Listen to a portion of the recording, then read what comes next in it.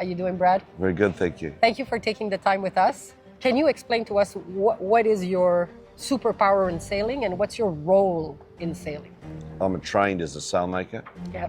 when I was younger, and I've been sailing all my life in in small teams and big teams, in offshore races around the world and the America's Cup. Yeah. So I've had a full immersion in every aspect of these teams that I've been in, which I've been incredibly lucky in my career.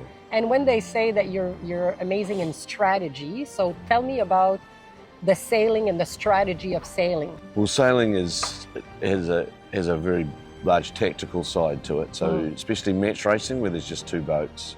So any little gain you can make to get ahead of the other boat and stay there is a tactical problem or a speed problem, which speed is very good. If you're the fastest boat, you'll win probably. Yeah.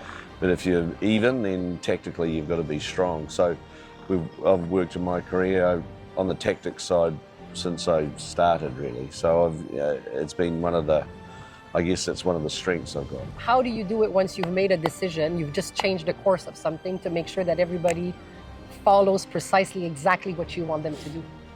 Well, I mean, in sailing, tacticians live in the future. Tactician is usually just talking about what's going to happen next and paints a picture for the guy or the girl that's steering the boat that they know what is actually happening around them, because they're concentrating on one thing, which is trying to make the boat go as fast as possible.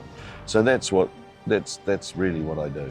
What's the strength of this team, LNG Red Bull? I think the strength of this team is just the actual team itself.